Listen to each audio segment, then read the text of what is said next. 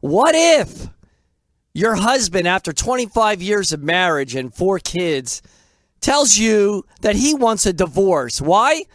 Because I'm gay. After 25 years, hey, this happens. I've heard this several times in my lifespan to this point. It goes on. What do you do? He tells you, well, I have this curiosity, this urge, this sexual attraction, this sexual seductive pull. You know, what does he do? What do the kids do? What does the wife do? Well, first of all, do we agree that homosexuality is a sin? Is it? Some people don't really want to come to grips with that, but I believe that it is. The book says, you shall not lie with a male as with a woman. Such a thing is an abomination. I mean, this is why Hollywood tries to erase the Bible. Oh, it does. Why? Because, well, the Bible, it doesn't square with their lifestyle. So they got to eliminate it. Now, just because you have an urge or an impulse to be gay or anything for that matter, do we automatically act on it? You know, I still have an urge 3 or 4 times a week to stay in bed all day with the covers over my head. Do I do that? No, not most of the time. I'd say 3 times a year maybe. Now, this husband and father of 25 years tells his family, I want a divorce because I'm gay. He announces it because he feels he has to be honest with himself. I can't live a lie any longer. So, is this guy now free of that lie by succumbing to sin and giving into the temptations of the devil? You say you want a divorce to go with some guy. Are you guaranteed happiness if you do that? Is the grass greener on the other side? I guarantee you it won't be if they own a dog with all those brown dead grass pea spots. No, it won't be. The book says, not even for one sin will you go unpunished. So you think that doesn't apply to you just because you're being true to yourself? I don't see the logic in this. Just because you may be sexually drawn to the same sex or the opposite sex for that matter doesn't mean you acquiesce. Fornication and homosexuality, no matter how you cut it, is a sin regardless. And then people say, oh, you got to fornicate. You can't stay a virgin. And if you got urges, you can't deny them. Hey, God doesn't expect anything from us we can't handle. Society is the one that brainwashes us. Oh, you can't. It's impossible. Blah, blah, blah, blah, blah. Who's society? Just because you may or may not have a desire for sex is all beside the point. Like a married guy. You know, a married guy has a thought or desire to cheat, perhaps. Is that enough to do it? Is that all it takes nowadays? You know, you're married for 50 years. That thought, at least one time, comes across your mind. Not my mind, of course. No, that, in case anybody in particular might be listening. No, never my mind. No. But, as we know from the good book, just thinking about these things is equivalent to committing the act of adultery. Just thinking about it. And people don't think so. People think, oh, I can imagine this. I can fantasize this. Nobody's going to know. It ain't going to hurt anything. I'm not actually doing it. Well, if you're a Christian, once again, you are actually doing it. You can't do that fantasy stuff. I don't care what excuse you got. Oh, you got to liven it up after 5, 10, 15, 20 years. No. You got to erase that. That doesn't square with the man above. Don't try to rationalize again. No. Now, if you're godless in a situation of the gay stuff or whatever stuff, cheating stuff, whatever, if you're godless, who cares at that point? Get a divorce. Who cares? You can rationalize anything. Just decide to follow your trail of new, unexplored pleasures. Go ahead. Not a good decision, but go ahead. It's a free country. Unexplored pleasures like Star Trek. To explore strange new worlds. To boldly go where no man has gone before. And hey, it will excite you for a while. There's no doubt about that. Until, of course, you drop like a rock from the Empire State Building. Yeah. Then what are you going to do? That's not going to be pretty. You think? Definitely not. We got a call. Who's this? Hey, Robert, it's Barry. How's it going? Very fine, I must say. How about you? I called to play devil's advocate here a second, if I may. You may. If you'll allow me to play devil's advocate. Now you talk about, homosexuality, adultery, fornication. Now, how do we know that God wrote that in the Bible? How do we know the man didn't just say that God told him to write it in the Bible just to pass certain rules and regulations to control populations? Hey, this is an argument, a common argument that you hear from time to time. And the only thing I can say to that is you got to go from the very beginning and look in the mirror and see if you agree with the fact that the Bible is inspired by God, that these guys that wrote it and put it together were inspired by God, and it's truly his rules and regulations. Now, if you don't believe that it's inspired, then that opens up the door for a lot of questioning. Yeah, I wonder who actually wrote the Old Testament. Who actually? I mean, did you know offhand who actually physically wrote it down? I know they found the Dead Sea Scrolls. And they can verify that it was written, but what saint or what prophet that actually wrote? Well, they put the Bible together, the Catholic Church, many moons ago. I guess Constantine, and these books already existed for many, many, many, many years, and they decided to get a collection of the most pertinent books that they felt inspired by God, and then they put them together. I'm talking back in the days of ancient Israel when the actual scripts themselves were actually written. Who actually wrote those? Well, Moses wrote a whole bunch of stuff back there, and then the prophets, and then in the New Testament you got the apostles and the apostles, and then you got Paul. But I don't know. It's an easy question for me. I believe that if a God exists, he's going to let us know what he expects of us, right? Just like a father with kids. A father's going to let the kids know what I expect of you and what I don't. And God does the same thing. You figure he has to do that in some way. And to me, I believe it's through the Bible. There's going to be a God that's going to hold us to standards, and he's not going to tell us the standards? Yeah, I'm just wondering how we don't know. I mean, we can't, so like I said, that's what comes down to faith. You can't prove if God actually inspired them to write that. I could say, once again, I'm playing devil's advocate here. I could say it's a sin not to watch the Philadelphia Eagles on a Sunday or a Monday, and I say God inspired me to do it. How do you know? You can't prove one way or the other. No, you're right. That argument can go on forever, for sure. All righty, so that's all I got to say. And if I didn't win the lottery, I'd buy a coupon for people for a relic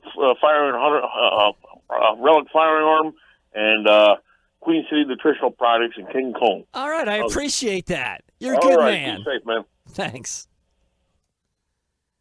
Yeah, I mean, you can question till the cows come home. If you don't truly believe that the book is inspired, anything goes again. You can pick and choose what you want.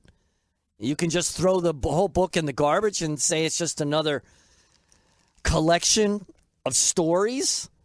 Well, I don't choose to do that, and I think a lot of, and hopefully not a lot, but most Christians and all Christians feel the same way. So if you're a husband, as I was talking earlier, married 25 years, has 4 kids, and all of a sudden tells his wife, you know what? I want a divorce because I'm gay. I've decided that I'm gay. What do you do? Now, if you're a Christian, it's pretty easy. You follow the rules of engagement.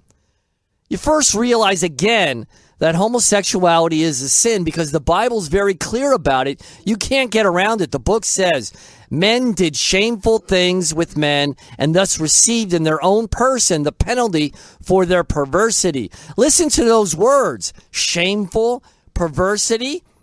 Again, those are words right out of the book. I believe the book is inspired. I'm going to listen to it. No questions asked. So if you truly have sexual desires for a man, then realize they are sinful desires that need to be dealt with. That's first and foremost. And again, you got to be strong. You got to maintain your strength and dedication to God and the Bible. But you say, "Oh, I'm missing out. Why should I deprive myself? Why should I deprive myself? This is how I feel. I'm just going to go with it." Well, why did Jesus deprive himself of a pleasant, joyous life here on earth? I mean, he could have been in a lounge chair, relaxing by the pool, getting a tan. But no, he got beaten, suffered, and died for you and me. He hung on the cross for 6 hours. You know, as Christians, we're trained to put God first, then family before us. We sacrifice for them as Jesus sacrificed for us. Pretty simple concept, right? Just the fact that you're going to rip apart your wife and 4 kids and get a divorce, that should be enough to deter you and to smother your homosexual urges. And if it isn't, there's something askew. You need to go back to the Bible, read in the book, pray and talk to believers, stay in God's circles to help you keep thinking straight, as it were, straight. Although I don't know why they say straight anymore, because in our society, good is bad and bad is good nowadays. Straight is pretty much thinking that everything goes in our society. So I guess thinking crooked would be more appropriate. To maintain you thinking crooked is a good thing. You're not aligned with this insane society. Hey, we got a call. Who's this? Good morning. What's up, Rudy? Hey, I'm listening to you, but sometimes you wonder, Robert, I'm going to ask you a couple questions. Okay, how far are you willing to go? Like, when somebody tell you, you would say, I don't care what you do in your bedroom as long, you don't, it's private, whatever. But isn't it, you're not supposed to, tell the truth and tell these people that they're wrong? Like, as homosexuality? It says in the book that we need to speak up and speak the truth. You just don't ignore it and let it slide just because you're going to be unpopular. That's what the book says. Is that what you're getting at? Yeah, because sometimes I feel like there's a lot of people being hypocritical about how they approach things, which is like they say, I'm a conservative, I'm a Christian, but I don't care what you do in your bedroom. I don't, it's fine with me, which is... Well, if you're not a Christian, I guess you can say that. But if you're a Christian, I'm sorry. The rules and regulations are there. Are we going to ignore them and pick and choose? I don't think that's appropriate. Yeah, but it seems like everybody acts like, oh, I'm a Christian, but, I don't care what you do in your private life. How does that make sense, though? Doesn't it? It doesn't make sense. And we've all been hypocritical before. I'm not saying I haven't been. I think we all have, but hopefully we get a handle on that. The big thing is fantasizing. I mean, let's face it.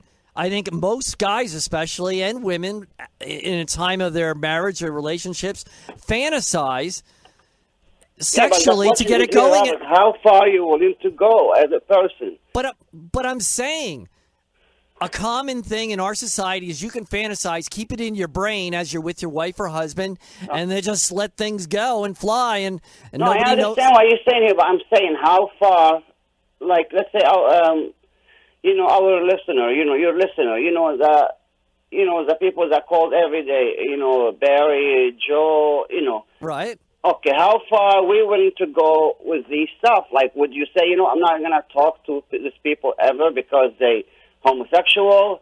I'm not going to, No, never. No, you got to maintain respect at all times. But isn't it? You're just talking about being, hypocritical about it. No. Just if you make things clear to people, like if you have a gay friend, you might want to tell him or her that what the book says. You say it respectfully, but you don't stop being friends. You don't stop with the respect. Yeah, but remember what Jesus says, you have to hang out with the right people too, Robert.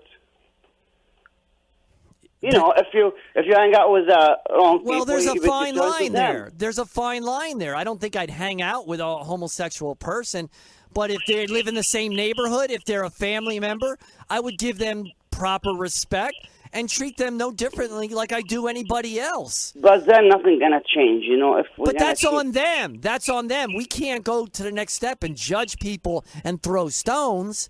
My only point is we can't ignore the fact that homosexuality is a sin, and God don't like it, don't want us to do it, just like fornication. In this society, we forget that nowadays. Yeah, but I think people they have to start. I think taking some kind of action because the other side taking action. Exactly, and you know what the action is? Talking on "Don't bring up God" about it. That's action. I'm hoping that you're correct. Thank you, Robert. All right. Thank you. Man, my callers are trying to pin me down this morning. Trying to pin me down. But that's cool. That's good. That's all good questions. The questions go through our mind, and we don't duck them.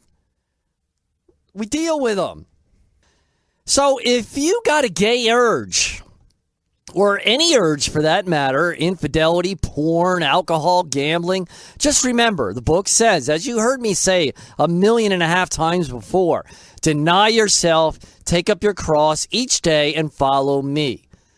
So if that guy who wants a divorce from his wife because he's gay after 25 years and 4 kids, if you're that guy, talk to your loving wife. Talk to priests and pastors. Make an effort to combat this supposed change of life declaration. You don't have to succumb to your pleasure-seeking part of your brain.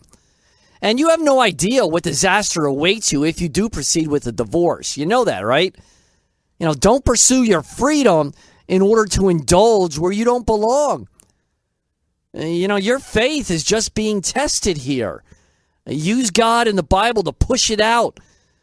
To push it out of your brain, all these temptations. And again, the temptations could be anything. It could be too much lemon meringue pie. It could be whiskey or vodka before noon. Or after, for that matter. And certainly your homosexual desires. If you are willing, then you are able. You can do this. The book says you will never be tested beyond your strength. These tests are for us to prove our fidelity to God. It's easy to talk, but what do you do when you're under fire? You got to prove your love and dedication to God. Don't throw out God's instruction and go rogue. Although going rogue is sometimes okay, like Trump. Trump, he goes against the grain all the time, and he gets no help from the Democrats or Republicans. No help. He could ask a Republican, next time you're at the store, I'm running out of pens. Can you get me a little box of pens, please? And what does the Republican say? No, that will be the day I do that. I'm not doing that for you. I disagree with that whole premise and your whole thought on that issue. No help. It can't be easy for the Trumpster. No one on his side. Except the voters. Hey, we got a call. Who's this? Hello, Pastor. Pastor, and what should I call you? A member of the flock? Are you a member? Are you a flock? You're a big guy. You could be a flock all by yourself, really. Now listen, you're a married man. Now let me ask you a question. Is there anything that you and your wife do in the privacy of your bedroom which would be condemned by the Bible? Well, as I intimated before, not to get so personal, but my imagination would wander, and I would think of all kinds of crazy things early on, and then I'm thinking, you know what, I shouldn't be doing this. That's against the book. So at this point, the answer to your question is no. Well, in other words, you know what. Can I get a little bit technical here, or am I going to be censored? Or Well, you could be cut off at any time, as we know. You're just going to have to take that chance. Are you ready, board guy back there? Go ahead. I'm not afraid of you. Go ahead. Well, do you know what cunnilingus and fellatio mean? Yes. You're familiar with both of those terms. All right, get to the point. You're skating on thin ice once again. Well, are they condemned by the Bible? Would the Bible, the Jews, the ancient Jews, would they consider that a form of sodomy? You know, that's a question that people have, I'm sure, but nobody wants to talk. Nobody wants to talk about it. And if you're asking me, I would say no. That is not a violation of the book because of sharing and giving pleasure, which the Bible has no problem with in the realm of sex. Now, I heard a preacher talk about this. His name is John Piper, and he's the only preacher I've ever heard talk about what you just brought up. And I agree with him that, no, it's not a sin, in my humble opinion. How's that? Well, if it's not a sin between you and your wife, and Christ said, we can't or let him who was without sin cast the first stone, etc. And I mean, how can you? I can't imagine making love to a man. I mean, I don't know how another man can make love to another man. You know, when you bring up that, don't throw the first, whoever hasn't sinned, don't throw any stones or whatever you said. You know, you take that too far. You sound as though because God said that, if somebody kills somebody, we shouldn't put him in prison because everybody sinned. It doesn't work that way. You're taking it too far. Well, the New Testament's supposed to be about this agape love as opposed to the Old Testament eye for an eye, etc. But, you know, getting back to the sex, I mean, how can you criticize homosexuals for, doing to each other what you and your wife do to one another? I mean, to me, that's being a little Actually, we don't do what homosexuals do, number one. And number two, I'm not criticizing everybody. I'm being a parrot once again, reciting what the Bible says. I'm not throwing stones, as you say. I mean, am I throwing stones at myself for saying fornication is a sin? And we pay for that? We think we get away with it, but we don't? And I'm in that category. I mean, am I turning on myself and being so mean to myself? Am I being some kind of racist to myself?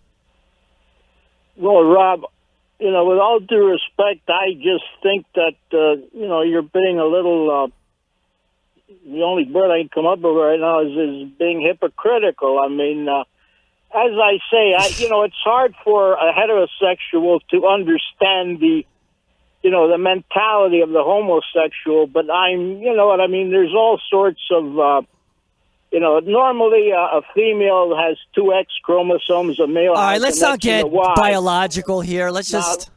Well, but there are. Just because you have an urge doesn't mean you go willy-nilly and act on it.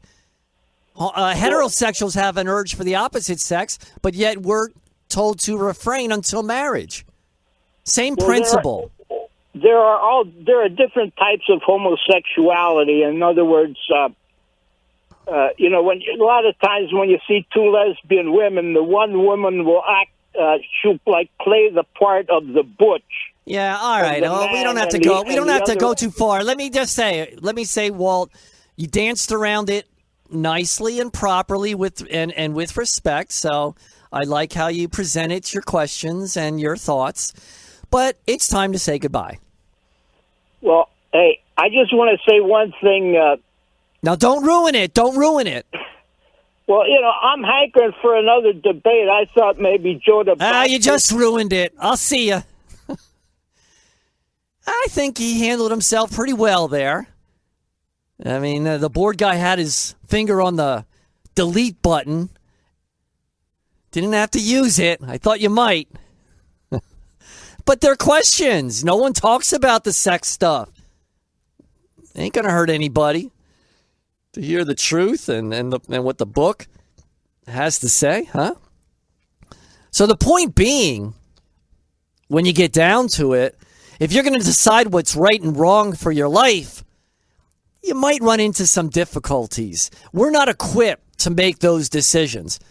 People think that we are, but we're not. We don't want to bite that apple like Adam and Eve did.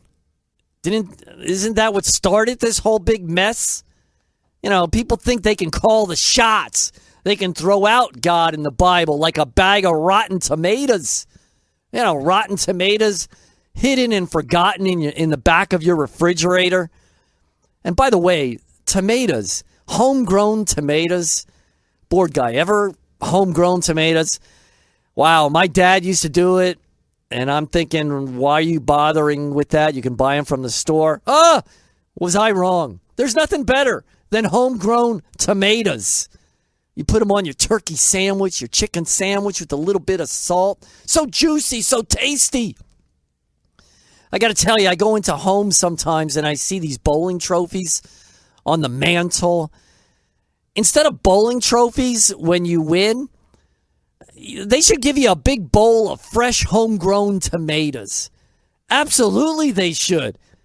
You appreciate it more, especially when you're older. And then you're older, you always have a little garden. When did you start a garden, bored guy? In your 40s, 30s, 40s, 50s? Usually when you're older, you start a little garden. But those tomatoes, they're so good compared to the stores especially. I don't know what you get at a store. I bought garlic at the store the other day. They all looked identical. One garlic clove or bundle, whatever you call it. One garlic to the next. They look identical, like cloned sheep. That can't be normal. That can't be healthy. What are we eating? What are we putting inside ourselves? You know, the grapes look like baseballs. They're so big. That's not how grapes are supposed to be. You have a grapevine at home. The grapes are tiny and tasty. And the fruit and vegetables that you grow on your own, the colors, they're so colorful and vibrant. Nature, such a beautiful, magnificent thing. But, of course, we just won't leave it at nature being beautiful and magnificent. We're going to call God, who's behind nature, wonderful, beautiful, and magnificent. Give the credit where it's due.